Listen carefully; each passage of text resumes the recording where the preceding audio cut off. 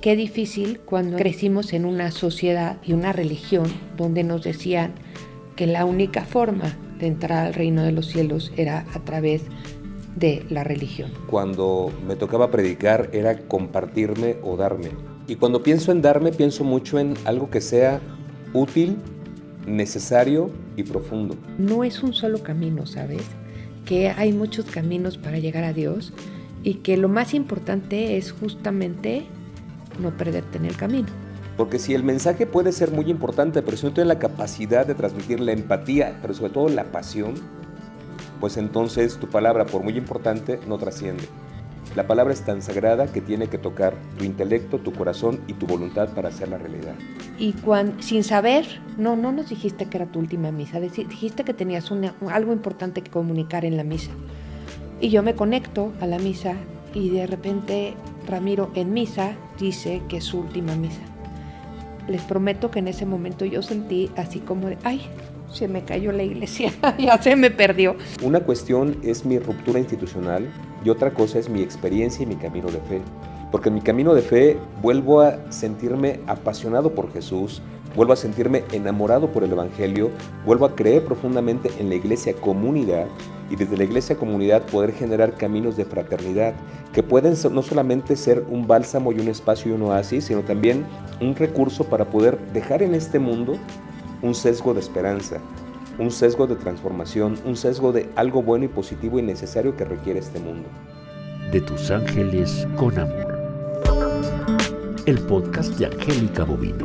Conexión, mensajes y sanación para tu alma. Tenemos un programa increíble por delante, pero antes de comenzar, te quiero pedir 3 cosas. La primera es que te suscribas a mi canal, si es que no estás suscrito, que le piques a la campanita para que te lleguen las notificaciones en el momento en que subamos nuevos programas y también que compartas este podcast con quien tú creas que le puede interesar.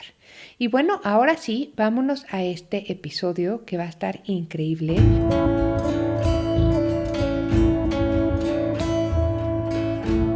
Tengo el placer, el grandísimo placer de tener a un gran amigo, a uno de mis mejores amigos aquí en el set conmigo y que nos va a hacer el favor de compartirnos un poco de su historia.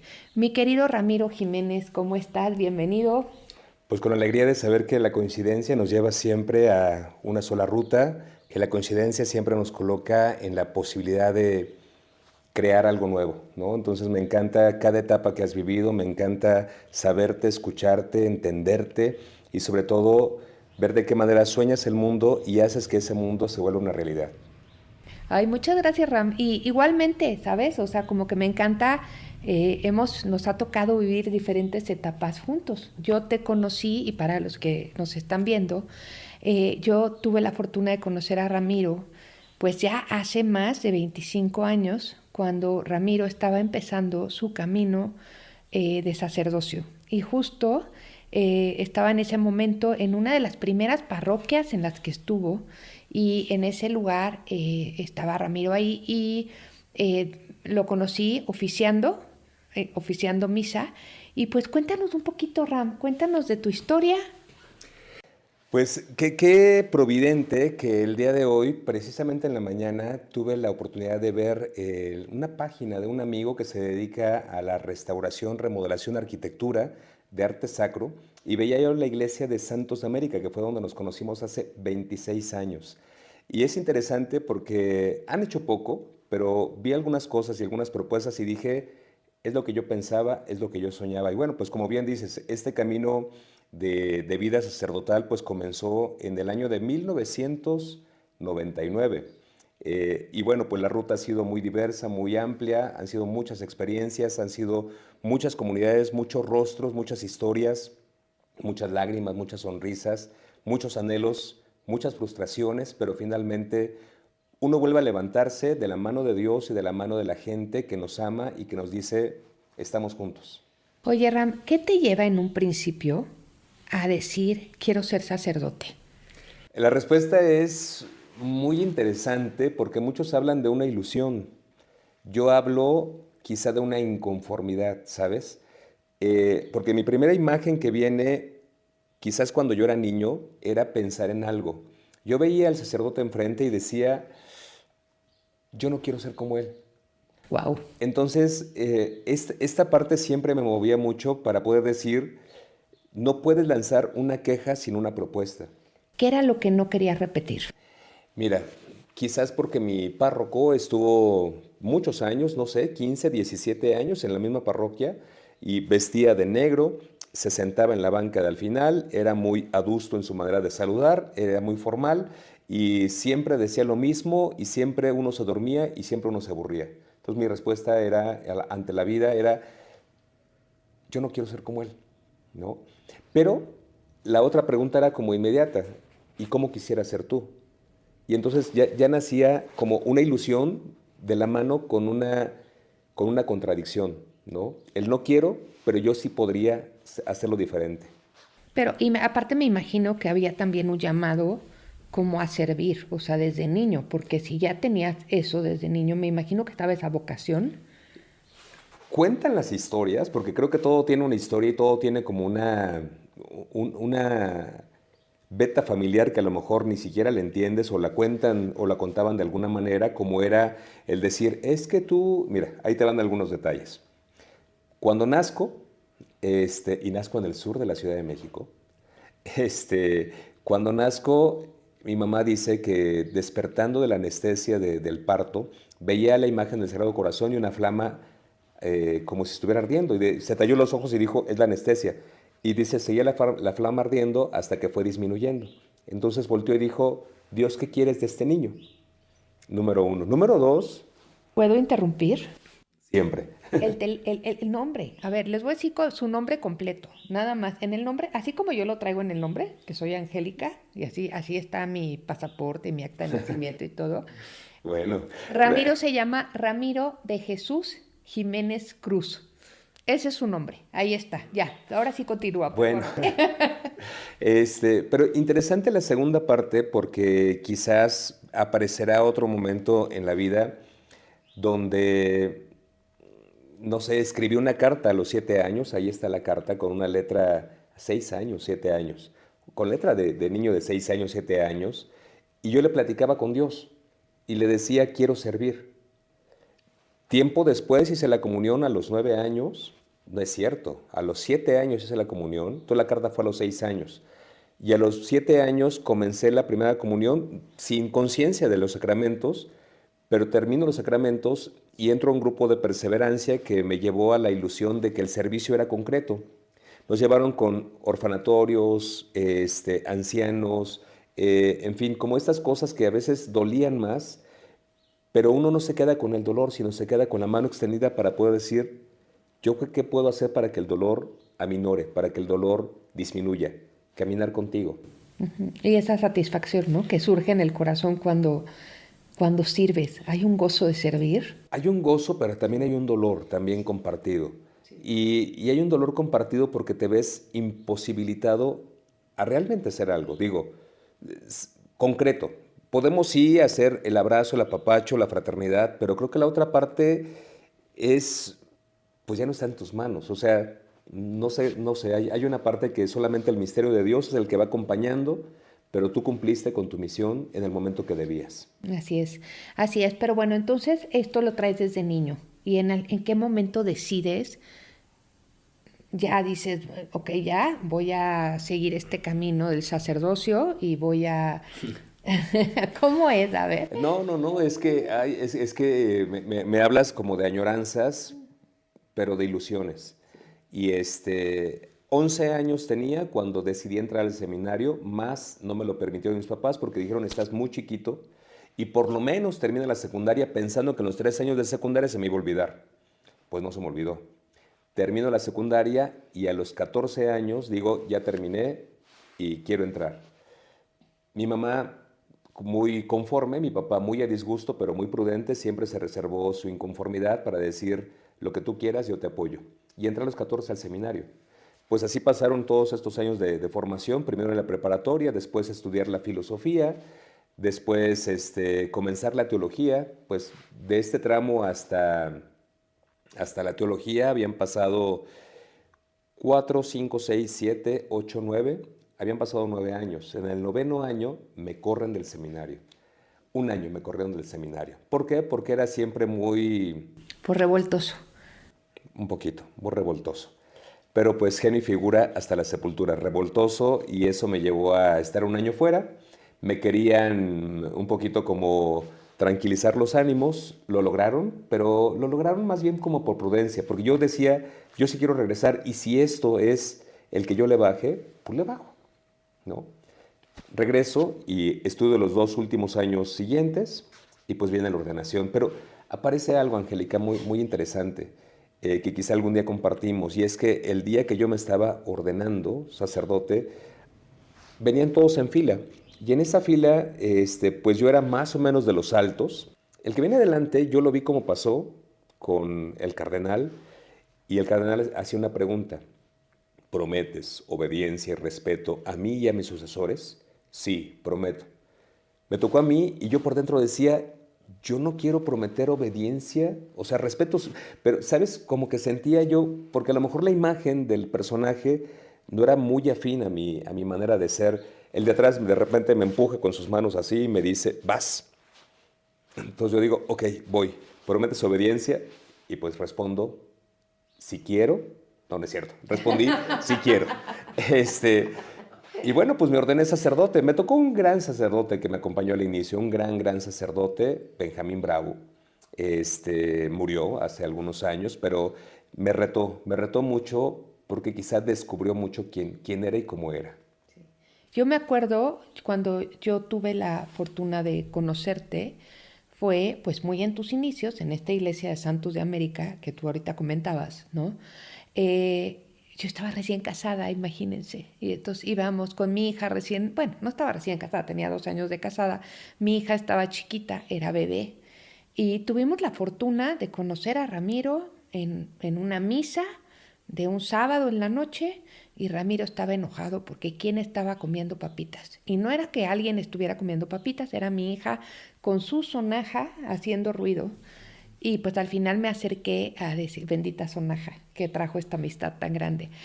Me acerqué a decirle, padre, una disculpa, fue mi hija, estaba haciendo ruido, le quitaba la sonaja y lloraba, yo prefería que hiciera el ruido de la sonaja.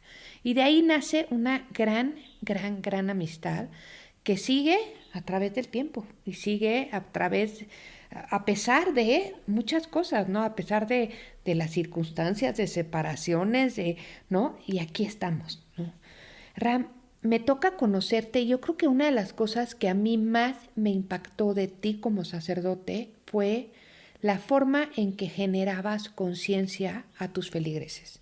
Porque ir a una misa de Ramiro era ir pues a escuchar una clase, una clase de apertura de conciencia. O sea, eso era. O sea, me pasaba que a la hora de escuchar tu homilía, de verdad era, como decimos aquí en México, un 20 tras otro, y era una apertura de conciencia. Yo a partir de conocerte en ese momento, empiezo a ir cotidianamente a tus misas y tú te conviertes para mí, Ram, en un gran maestro espiritual y te lo quiero decir. Muchas gracias. Fíjate que algo que siempre pensaba mucho cuando me tocaba predicar era compartirme o darme. Y cuando pienso en darme, pienso mucho en algo que sea útil, necesario y profundo. Útil porque finalmente si no bajas todo esto a la vida cotidiana, necesario porque a veces tiene que tocar esas fibras que uno de repente no quiere tocar, no quiere ver, no quiere ni siquiera pronunciar. Y profundo porque no puedes quedarte solamente en el contexto de a ver, esto es lo que entiendo y lo que comprendo. También ábrete esta dimensión, ¿no? Profunda, sagrada y divina. Entonces, esta relación con lo que quería yo compartir y dar, viene muy de la mano en torno a la pasión con la cual encuentro yo el valor de la palabra, el valor de la fuerza para poder transmitir, la impostación, la voz.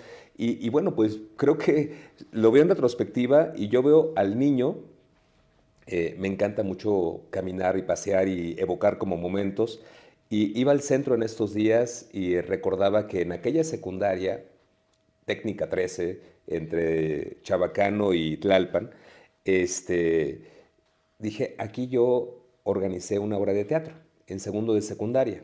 Pero me acordé que en quinto de primaria había organizado yo una obra de teatro en quinto de primaria. Pero ya yo era como el productor, ¿no? Aquí como el señor productor. Y decía, levanta la voz, alza la cabeza, muévete acá, regrésate, ahora. Y me gusta, ¿qué hacía un niño transmitiendo? Pero me gustaba transmitir.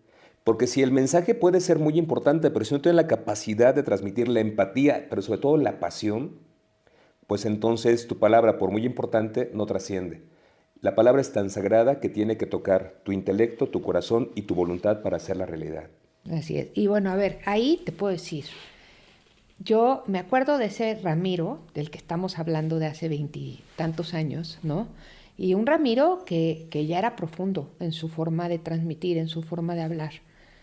Sin embargo, creo que fuiste creciendo y fuiste madurando como sacerdote y fuiste profundizando todavía más. Al momento en que te volviste un poco incómodo para algunas personas, ¿no? Y me acuerdo, quiero decir, a ver, resumir 23 años de sacerdocio. 26. 26 años de sacerdocio en estos 50 minutos que va a durar la charla es como complicado. Pero sí les puedo decir que me tocó seguir a Ramiro. Ramiro no nada más se volvió el padre de los domingos, se volvió mi amigo. Y en esta amistad me tocó seguirlo y me tocó irlo siguiendo de una parroquia a otra. Y algo que yo veía constantemente era, Ramiro llegaba a una parroquia, lo mandaban a parroquias muy lejanas por alguna razón, ¿no? Llegaba y la gente lo empezaba a seguir. La gente empezaba a llegar y llegaban personas de diferentes niveles socioeconómicos, de diferentes estratos sociales, de diferentes, ¿saben? Y abarrotaba las iglesias y daba un mensaje muy profundo del amor de Jesús, pero también un mensaje de apertura de conciencia. ¿Qué pasaba ahí, Ram? ¿Qué pasaba ahí con esa incomodidad que estabas generando? Pues mira, el Ramiro que va madurando evoca un ejemplo de estos días.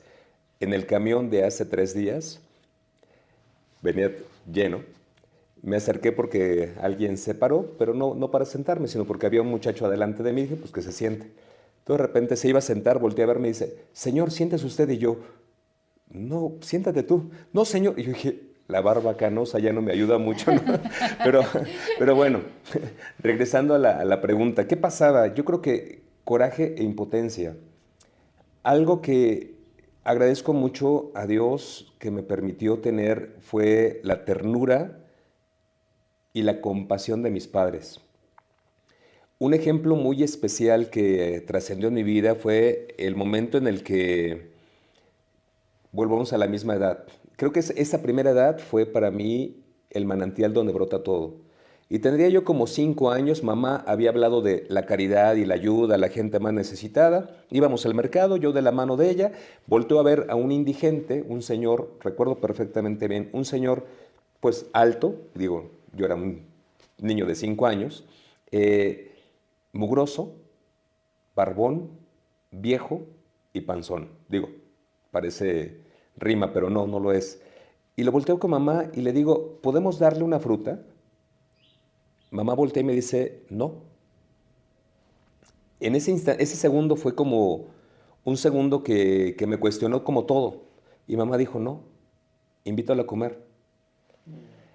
Lo llevamos a la casa a comer y en esa comida fue muy especial porque no sé qué habíamos comido, no recuerdo. Pero salió y me acuerdo que la casa quedó oliendo a indigente. Pero, ¿sabes? No me incomodaba o mamá me educó para decir, esto no te tiene que incomodar porque si es dado por amor, huele a Dios. ¿Sabes? Ay, qué bonito. Entonces de ahí como que toda mi vida transcurrió con cosas que llegaron a mis manos de 1000 maneras, con gente que yo leía a los 14, a los 12 años, y leía el ejemplo de Charles de Foucault, que se encargaba de cuidar leprosos. Llegó a mis manos un Daniel Comboni, que se encargaba de acompañar a los africanos, que me llegó a mis manos como mucha gente, la historia de Mahatma Gandhi, la historia de Martin Luther King. Llegó esta gente que inconforme hacía algo. ¿Por qué me convertí en incomodidad? No lo sé. Primera, porque en un esquema tan estrecho como es el esquema religioso, formalista o tradicionalista, se vuelve muy convencional. Y cualquiera que se vuelve convencional siempre está sujeto a una normatividad. Y cualquiera que mira fuera de la normatividad les parece agresivo y violento. Y no es que rompas, sino es que tú te vas a lo esencial. Yo creo que en la vida quedarme con la parte más esencial siempre era como mi consigna y siempre era como la parte más importante. Pero quedarte con lo esencial también sugería el poder señalar y el poder decir, para tener lo esencial tienes que quitarte lo superfluo. Y lo superfluo a veces está dentro de, y no me refiero solamente de la persona, sino también dentro de tu entorno. Entonces hay gente muy religiosa pero poco espiritual. Porque entonces no trasciende y no llega más allá. Y si rompes la parte religiosa, entonces se queda sin espíritu y se queda vacía. Ahí se convierte en una incomodidad. Cuando me mandan en algunas parroquias, como bien comentas, quizás muertas, en otros momentos quizás muy paupérrimas, para mí era una ilusión llegar a... No puedo presumir de la pobreza porque yo lo viví una temporada. Hay gente que lo vive permanentemente. ¿Sabes? Como siempre digo que Ramiro es el padre Bob el constructor, ¿no? Ramiro el constructor. Y es que lo mandaban a parroquias que de verdad, o sea, no había nada. Y entonces Ramiro tenía que llegar a construir casi desde cero. Y era como muy simbólico, Ram, porque era como empezabas a construir la parroquia, ¿no? Bueno, primero la casa parroquial en Hornos, ¿no? Pues, y después la parroquia, construiste la parroquia en Capula, ¿no? Y entonces, pero era como, ¿saben? Era como una analogía de lo que estaba pasando. Lo mandaban al último rincón de la Ciudad de México, a donde no había nada, y ahí construía. Y la gente que lo conocíamos, llegábamos de todos lados, íbamos a lugares que en otras circunstancias no hubiéramos ido, o íbamos, ¿no? Subíamos cerros. Que no tendrían por qué conocer, ¿no? Que no tendríamos por qué conocer también. Entonces, ¿cómo incomodaba esto esa era la pregunta anterior un poquito, ¿cómo incomodaba esto a la iglesia? ¿Cómo incomodaba esto a los obispos, al cardenal? ¿Te llegaron a llamar la atención? No, no me llegaron a llamar la atención, porque, ¿sabes qué importante es quien tiene que lavar los baños? Es decir, ¿sabes qué importante es quien tiene que atender las parroquias que nadie quiere?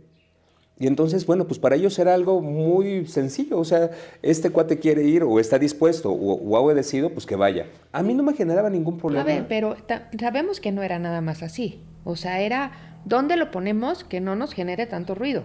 ¿Dónde lo ponemos que no alborote tanta gente? ¿Por qué? Porque estabas dando un mensaje que iba más allá de lo que a lo mejor la iglesia quería que dieras. Fíjate que eso me lo han dicho muchos de ustedes, mis amigos y mis hermanos. Yo creo que llega un momento donde lo traduces como solamente en la experiencia de así tiene que ser y es lo que Dios quiere. ¿Sabes? Como que esta parte de maldito me estás, ¿no? haciendo sombra o lo que quieras, no lo sentía tanto. Sentía que quizás el descuido y el abandono, pero en ese momento no lo sentía tanto. Ya como que fue más evidente al final, y ya será otra parte de la historia que les contaremos, pero al final sí sentía yo que sí me querían como alejar, como callar, como ocultar, pero bueno, pues Dios siempre tiene sus maneras. Incómodo, no sé si lo haya sido, pero yo creo que lo que más hacía o que lo que más lograba el poder responder a la gente desde aquello que buscaban era el poder decirles, ¿y cómo sueñas esto? Para mí llegar a una comunidad era, ¿cuál es tu sueño y de qué manera quieres soñarlo? Y ya les planteaba yo mi sueño, ¿no? Les decía, miren, aquí yo sueño una barda gigante, yo sueño un ventanal, yo sueño... Y la gente así de que, ajá, y al cabo del tiempo, cuando nos despedíamos, dije, ¿ya ven cómo sí se puede? O sea, y tan se puede que entonces ustedes son capaces de poder lograr esto y más, pero no entierran sus sueños. No saboteen sus sueños y sobre todo, pues vuelvan a ponerlos en el lugar correcto.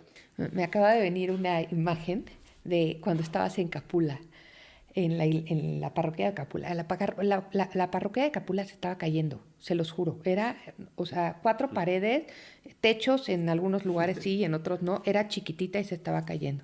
Hubo un momento que ya no cabíamos adentro. Entonces, ¿qué hizo Ramiro? Pues puso grandes lonas, pero no crean que eran lonas súper elegantes, no, eran esas lonas como de los anuncios espectaculares que desechan y entonces los pararon con unos palos, grandes lonas en un patio enorme que había y sillas y mesas, tablones y la gente se sentaba donde podía, inclusive a veces hasta traían su silla de su casa para poderse sentar.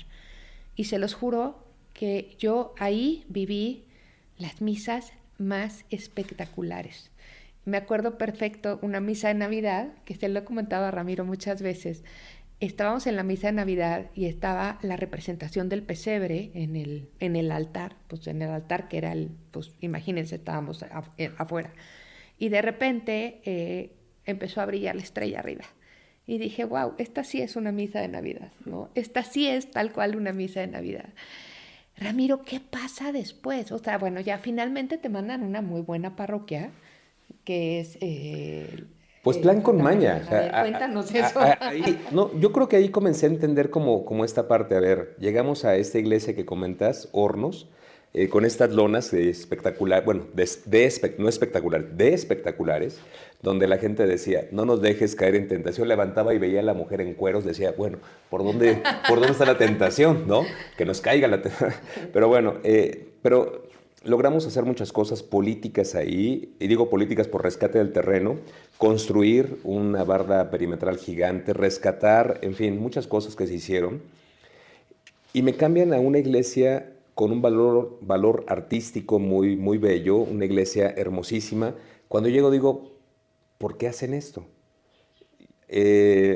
Ya sabes, como cuando de repente recibes una felicitación de alguien inesperado, tú dices, ¿qué quiere? ¿Qué oculta? ¿Qué busca? ¿Qué pretende?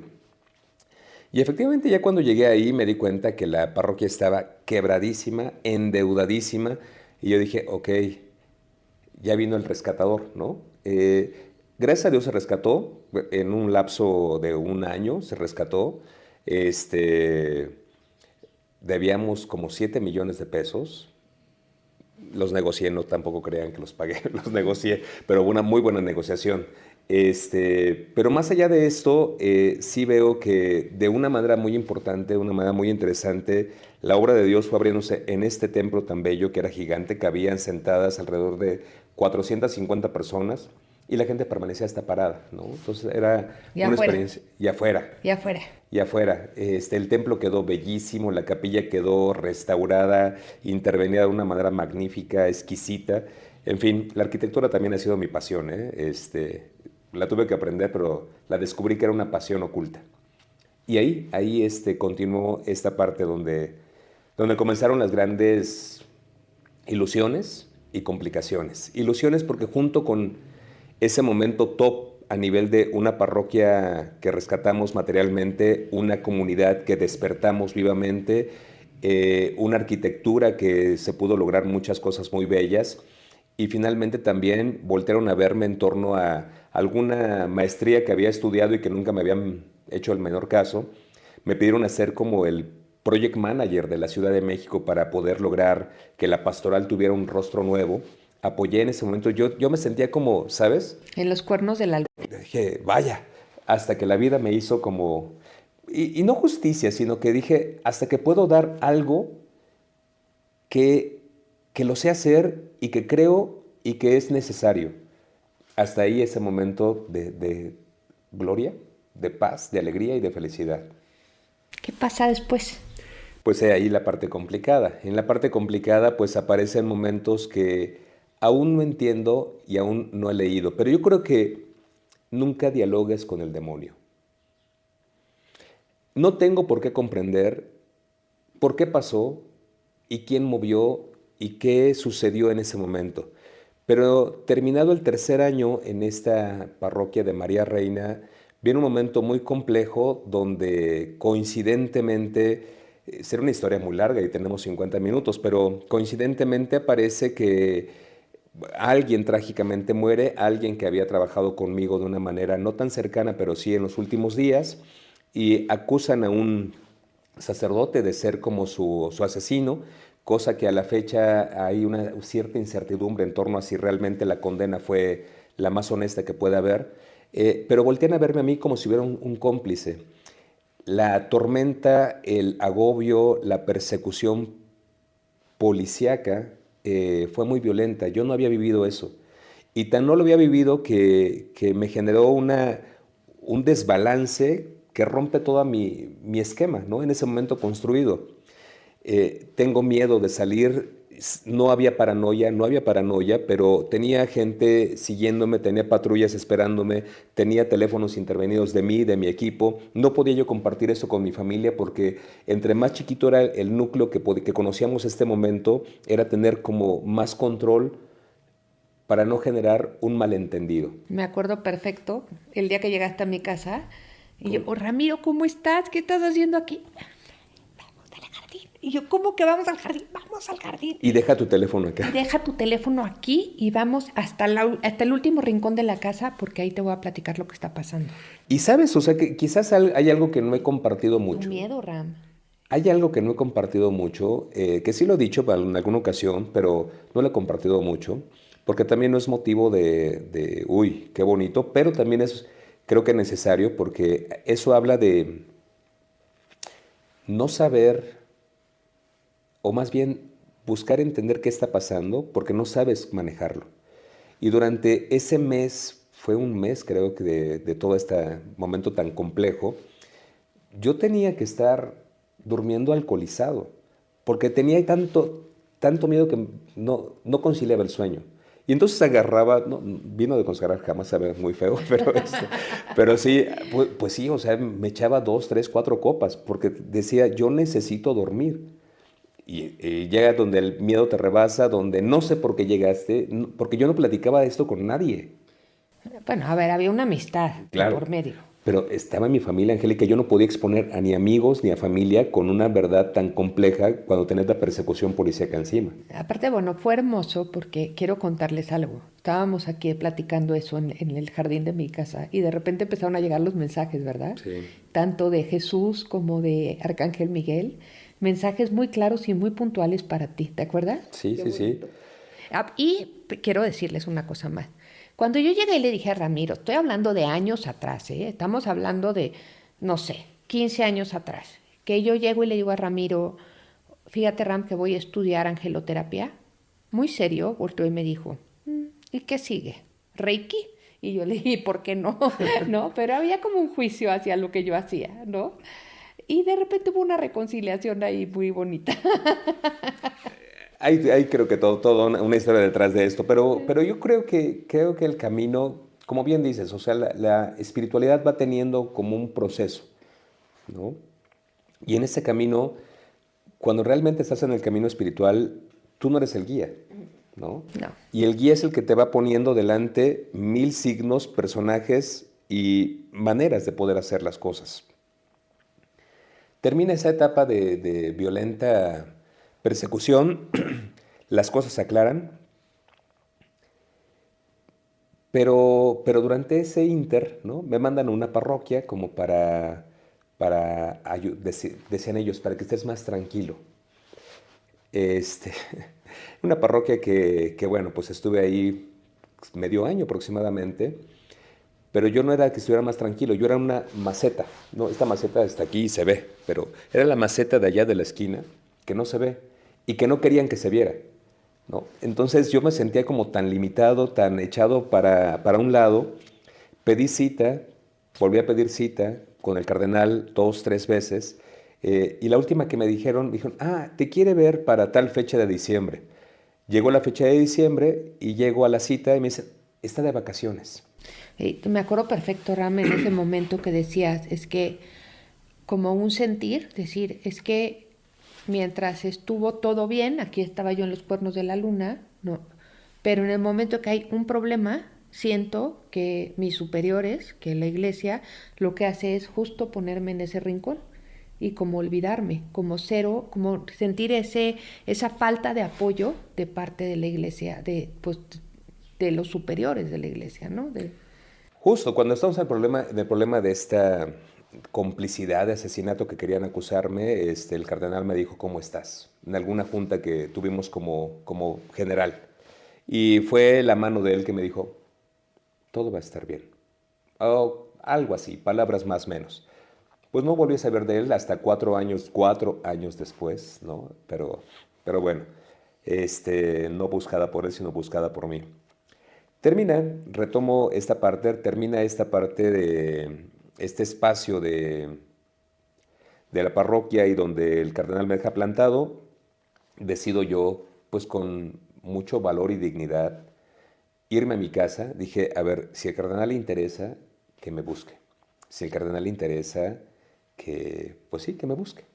Me fui a la casa de mis papás, me quedé ahí durante 1 mes y medio, más o menos. Al mes y medio aproximadamente, más o menos, me hablan por teléfono para decirme, queremos hablar contigo. Pues yo me paré como muy seguro para poder decir, vaya, me van a pedir perdón porque me han olvidado. Llego a la junta y en esa junta había 3 personajes. Había 2 obispos, un obispo, el vicario judicial y un monseñor. Yo dije, qué importante soy para que me pidan perdón. Pues la razón es que me decían, bueno, el motivo que estás aquí es porque hay una carta de acusación que estás acosando a un adolescente. Me rompe el esquema de decir, a ver, ¿qué está pasando? ¿No? Vuelvo a lo mismo, ¿qué está pasando? Y le digo, mi vida está abierta, investigan mi vida y aquí estoy. No tienes nada de qué avergonzarte. Claro que tengo cosas de qué avergonzarme, pero no soy ni asesino ni pederasta. Entonces, ¿por qué está esta acusación o por qué está pesando todo esto? Pero aquí está mi vida. Hubo la investigación, tras la investigación finalmente ni la dirección era correcta, no existía más bien, y ni la persona existía. Y nunca volvió a haber como una reafirmación de la acusación. Pregunté, ¿de dónde vino esto? Pues vino de un correo. Dije, por un correo siempre fui culpable y nunca fui inocente, por lo menos en posibilidad. Bueno, termina ese momento, que fueron otros 2 meses de este señalamiento, que pues es muy complicado y es doloroso, ¿no? Había decidido ya en ese momento yo dejar todo. Pero prudentemente Dios me dice en la conciencia, no, hasta que no quede limpio tu nombre. Y decidí continuar, ¿no? Me mandan a una comunidad muy lejos. No le tengo miedo a lo lejano, ni a la cuestión de pobreza o de carencia. Pero la cuestión es de que me querían como ocultar, así de que escóndete, o que nadie sepa de ti, o que te olviden, o que... Yo le dije que no estaba de acuerdo. Dije, a ver, mi vida siempre ha sido en el sur. Desde que nací, ¿te acuerdas? Uh-huh. Mi vida siempre ha sido en el sur, pero no tengo por qué esconderme. Por obediencia, ve para allá. Fui para allá el día que... Fue justo en la pandemia, ¿no? Fue... El día 13 de marzo, donde fue declarado que en los templos parroquiales tenían que cerrarse porque ya no podía, fue el día que yo recibí. Fue en la calle, y bueno, pues fue una experiencia. La gente desde sus ventanas miraba, poquita gente en la calle, fue como un shock, y ahí se cerró la iglesia. Pasó a decir que el fondo parroquial ascendían a 200 pesos, ¿no? Pero bueno, eso ya era muy costumbre de la arquidiócesis hacer este tipo de cambios, ¿no? Este tipo de situaciones. Y comienza la pandemia, comienza un momento de vamos a trabajar y vamos a crear cosas. Ya existía un propósito y un proyecto, porque en el tiempo que estuve yo como maceta y que yo dije, me estoy picando los ojos y no sé qué hacer y quiero gritar y no puedo hacerlo, creé una página que se llamaba en aquel tiempo Pastoral Creativa, que era un espacio de propuesta y diagnóstico pastoral. Un espacio de crítica, propuesta y diagnóstico pastoral. Misma página que cuando comenzó la pandemia se le dio un impulso junto con otro amigo, Miguel, muy bueno Miguel, y convertimos ese espacio en un espacio virtual. Fuimos los pioneros, y quiero decirlo con toda responsabilidad, los pioneros en crear espacios para que la iglesia pudiera hacer algo en la virtualidad. creció y compartía hace rato que bueno, pues hasta grandes empresas comenzaron a vernos y lo que querían ocultar en la parroquia por allá recóndita, comenzaron a verme gente en toda la ciudad, en todo el país, en muchos lugares del mundo. Comenzamos a dar catequesis en línea, comenzamos a hacer cosas muy creativas, muy audaces, no quiero decir locas, porque a veces puede entenderse como caprichos o puntadas, sino cosas muy audaces que responden a la verdad con creatividad. Y desde la verdad con creatividad nos lanzamos a generar alternativas. Y fue muy bueno.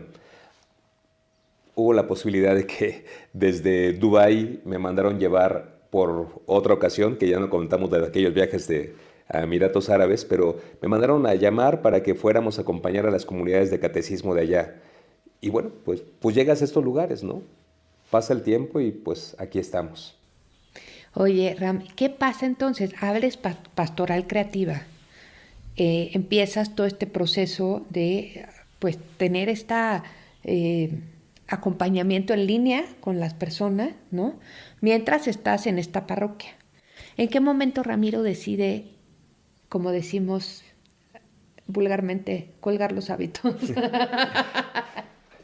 Dirían alguien, arremangar los hábitos. Arremangar los hábitos. No, pero esa es otra cosa.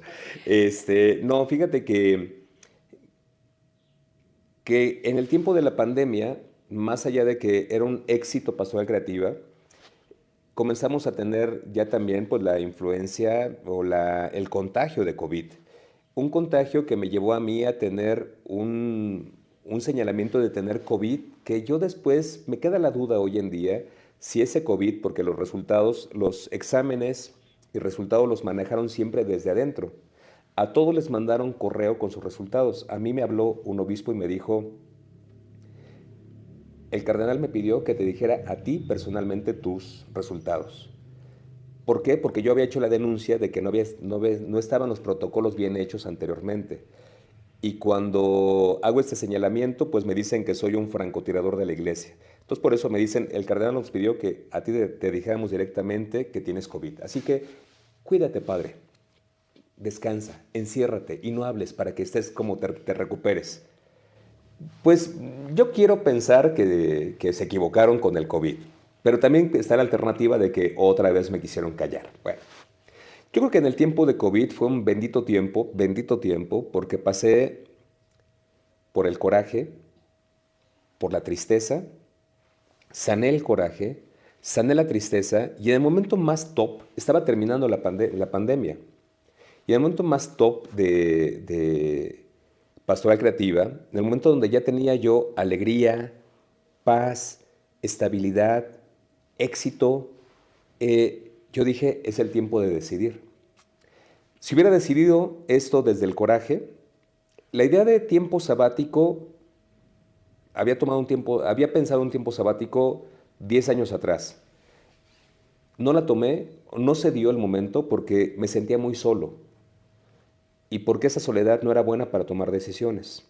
10 años después viene la pandemia, me sentía muy enojado, no era el momento adecuado. Me sentía muy triste, no era el momento adecuado. Me sentía muy en paz y muy feliz, era el momento preciso. Y es como dije, pues dejo esto. Mi director espiritual me dijo, Ramiro, comenzaste esto a los ¿cuántos años? A los 11. Dice, ¿y si te equivocas? Date el voto de confianza y si te equivocas, permanece, pide tiempo sabático. Dije, pues por confianza a alguien que me ayuda a caminar, tomo el tiempo sabático. Mismo que a los 2 meses dije, no me equivoqué, me siento feliz, me siento tranquilo y es la mejor decisión. El tiempo sabático se mantuvo durante un lapso de 1 año y medio, 2 años. ¿Por qué? Pues porque tampoco me buscaban allá y entonces yo dije, a ver, yo ya busqué, yo ya hice, entonces pues les toca a ellos.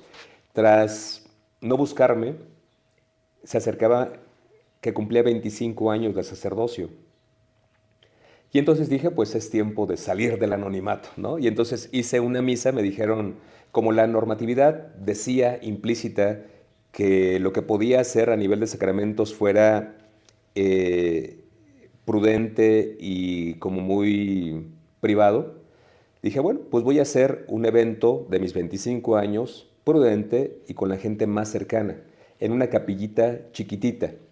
Pues la capillita chiquitita, que ya la conocía yo, pues se llenó y se atascó. Yo no hice promoción más que los amigos fueron comunicándose. Pues habremos ido como en esa capillita como 200 personas. Entonces pues trascendió, ¿no?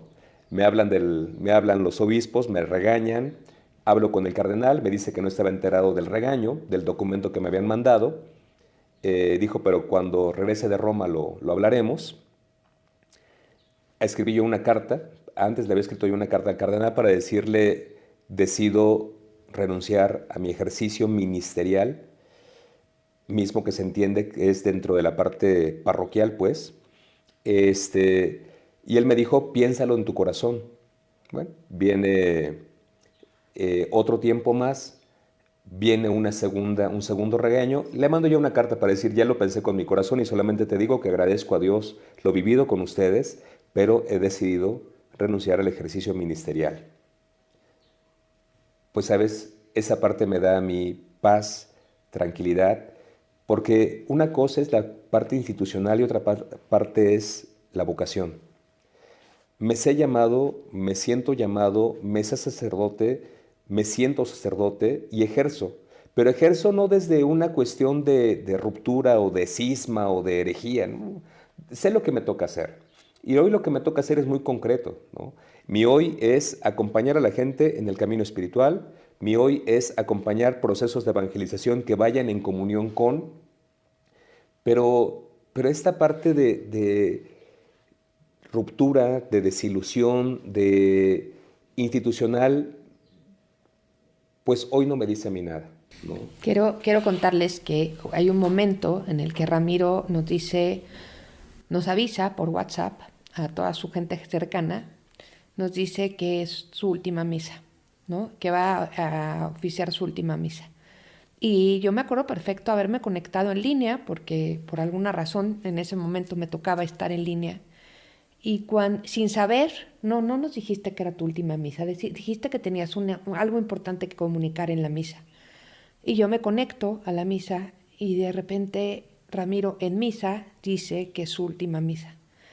Les prometo que en ese momento yo sentí así como de, ay, se me cayó la iglesia, ya se me perdió, ¿no? Fue como algo muy impactante. Era como si en mi caso personal, el último vínculo que yo tenía con la Iglesia Católica, y estoy hablando, no con Jesús, Jesús tiene un lugar súper especial en mi corazón. El último vínculo que yo tenía con la Iglesia, con la institución, era a través de Ramiro. Y en el momento que tú decides, se acabó, yo sé, para mí también se acaba. Y yo sé que así como yo me sentí, hubo muchas personas que te seguíamos, que estábamos contigo y que se sintieron de la misma manera. Y qué gran responsabilidad. O sea, sí me siento muy responsable de que finalmente trascendemos los seres humanos en lo que hacemos. Pero también encuentro que es Dios el que camina y es Dios el que abre posibilidades, las infinitas posibilidades. Y me doy cuenta que una cuestión es mi ruptura institucional y otra cosa es mi experiencia y mi camino de fe. Porque en mi camino de fe vuelvo a sentirme apasionado por Jesús, vuelvo a sentirme enamorado por el Evangelio, vuelvo a creer profundamente en la iglesia comunidad y desde la iglesia comunidad poder generar caminos de fraternidad que pueden no solamente ser un bálsamo y un espacio y un oasis, sino también un recurso para poder dejar en este mundo un sesgo de esperanza, un sesgo de transformación, un sesgo de algo bueno y positivo y necesario que requiere este mundo. Y entonces, Ram, hace un tiempo yo te pregunté, oye, Ram, ¿y ahora qué? Ya no eres sacerdote. Y tú me contestaste, claro que soy sacerdote. Sacerdote se es toda la vida. Y yo sé que hoy te dedicas plenamente a ejercer el sacerdocio desde un lugar diferente. ¿Nos puedes contar un poquito cómo lo haces? Pues mira, lo que te comentaba, creo que precisamente busco no romper ni crear como mi iglesia, ¿no? Mi idea, mi doctrina. No. O sea, creo profundamente en la verdad de la iglesia. Más hay una cuestión estructural con la cual no comulgo ni comulgaré ya. Pero sí creo que hay algo fundamental y es que en mi recurso sacerdotal hoy puedo hacer dos cosas. Quiero hacer dos cosas y quizás muchas más. Sigo acompañando a la gente en sus caminos y proyectos espirituales a nivel de cursos, talleres, retiros, puedo acompañar a la gente en sus momentos más complejos a nivel de sufrimiento, dolor, esperanza, muerte y enfermedad. Y puedo darme la oportunidad también de compartir esto hacia un círculo más grande, ¿no? Que es el círculo de la gente que está buscando, de la gente que ha sido excluida, de la gente que está rota con la institución, pero que sigue creyendo, ¿sabes? En lo mismo que por cultura, por herencia, por familia seguimos teniendo.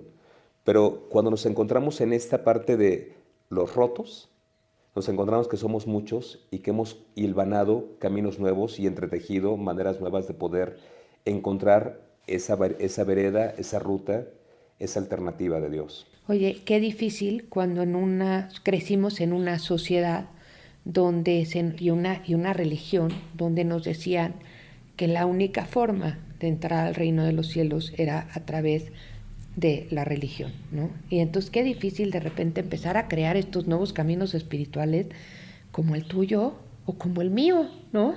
Como el mío, que es a través de los ángeles, a través de, ¿no? Es un camino que vas a Dios y que claro que llegas a la divinidad, pero lo haces desde un lugar bien diferente. Y tú también lo estás haciendo desde un lugar diferente. Y yo creo que ciertamente lo hago de una manera también diferente, pero también creo que hay gente que abraza esto desde el amor, servicio y ternura. Hay gente que abraza esto también desde el coraje y del decir, alguien tiene que luchar por la verdad y la justicia. Y yo creo que en mi proyecto de vida me toca acompañar e impulsar. El discernimiento no es tan sencillo, pero creo que tenemos los elementos a nivel de oración y a nivel de formación para poder decirle a la persona, a ver, hay una posibilidad, hay una alternativa, escucha la voz de tu interior, escucha la voz de tu conciencia, escucha a tu realidad, porque en tu realidad también Dios te está llamando. Entonces, es ahí también donde he encontrado que esta alternativa de vida en mi sacerdocio hoy como está, no deja de ser un modo de servir distinto, pero esencial. O a lo mejor no diferente, pero sí esencial. Ram, ¿sigues con Pastoral Creativa? Sigo con Pastoral Creativa, por temor a que me lo quitaran, porque dije a lo mejor hasta me lo podían quitar. Creé también la página de RAM, ¿no? La marca personal de RAM. RAM Padrenet. Ahorita nos dices tus redes sociales. Y se creó todos estos espacios a nivel de redes sociales. Siempre he sido mucho de redes sociales, sin ser como un experto, pero creo que la parte de comunicar es una obligación cuando tienes algo que decir. Y cuando el que pone las palabras te dice, dilo. Así es. Y como dejarte guiar, ¿no? Esta parte, a mí me encanta, esto es tuyo, que te dejas guiar y como siempre dices, no me pongo en el centro de su perfecta voluntad, ¿no? Sí. ¿No? Siempre, es una frase que siempre dice Ramiro, no sé si es tuya o si es de alguien más. Es la oración de una anciana. Es la oración de una anciana y es muy sencilla y es para los niños muy lúdica. Abre, Señor, las puertas que quieras abrir para mí. Cierra, Señor, las puertas que quieras cerrar para mí y colócame en el centro de tu perfecta voluntad. Oh, qué bonito, me encanta. Mi querido Ram, ¿dónde te encuentran todas estas personas que sí quieren seguir con esta parte espiritual y que a lo mejor hoy ya no están comulgando tanto con la iglesia y que quieren escucharte más y que quieren saber más de ti? ¿En dónde te encuentran? Pues redes sociales, obviamente, aquí en la Ciudad de México, pero me muevo mucho en la Ciudad de México, ando por todas partes. Yo le comentaba a Dios algo y le dije a Dios, hazte cargo de mí y yo me hago cargo de todo lo que me envíes. Y bueno, el Señor lo ha cumplido, de las dos cosas. Pero me encuentran en Facebook, Instagram, YouTube, TikTok, pero le estoy entendiendo porque todavía no le entiendo con mucho. Pero en estas redes sociales estoy como Pastoral Creativa, que es como ya más multidisciplinar, o más bien hay mucha gente que apoya, no solamente soy yo la animo y la guío, pero hay más personas ahí. Y la mía personal es Ram-Padrenet en Twitter, X, en Instagram, en Facebook, en YouTube y en TikTok. En TikTok está como espiritualidad, así está la página, espiritualidad, y está muy, muy bonito. le tengo un poquito de miedo a TikTok, pero bueno, está muy bonito porque ahí he subido como algunas celebraciones que me ha tocado hacer en situaciones especiales, ¿no? En situaciones poco convencionales. Sí. Pues Ram, muchísimas gracias. Gracias por mostrarnos este nuevo camino para vivir la espiritualidad y por mostrarnos sobre todo que no es un solo camino, ¿sabes? Que hay muchos caminos para llegar a Dios y que lo más importante es justamente no perderte en el camino, no perderte en las formas, sino llegar y poder experimentar el amor de Dios, experimentar la conexión con Dios y pues que hay muchas maneras de hacerlo, ¿verdad? Me encanta que Dios no es marca personal, que Dios no tiene derechos de autor y que finalmente Dios siempre sale al encuentro de una manera sorprendente que a veces parecería imperceptible, pero cuando el hombre busca de verdad, decía la mamá de Agustín, hijo, busca la verdad, porque la verdad es humilde y siempre saldrá a tu encuentro, pero cuando la encuentres, abrázala con todo tu corazón. Y pues yo sigo creyendo que Dios es tan grande, tan misericordioso, tan enorme, tan maravilloso, que siempre encuentra la manera de hablarnos a cada uno de nosotros en nuestro idioma y aquí justo, al oído. Entonces, abre tu corazón para que Dios te hable a ti de la forma en la que te tiene que hablar y te muestre a ti el camino que tienes que seguir. Muchas gracias, Ram. Qué hermoso, hermoso, hermoso, hermoso. Me encantó tenerte aquí y creo que nos faltó tiempo, ¿sabes? O sea, yo podría seguir platicando, haremos otra entrevista, seguiremos platicando. Pues yo creo que los caminos de espiritualidad son eso, ¿no? El diálogo que no se acaba. Exacto. Pues muchas gracias a todos, gracias. Recuerden suscribirse a este canal y también picar la campanita para que les lleguen las notificaciones del momento en el que subamos contenido. Y por favor compartan este podcast con quien sepan que lo va a apreciar y que le va a gustar. Ramiro, muchas gracias. Es un placer tenerte aquí como siempre. Que llegue a donde tiene que llegar y si toca tu corazón es para algo. Gracias. Gracias.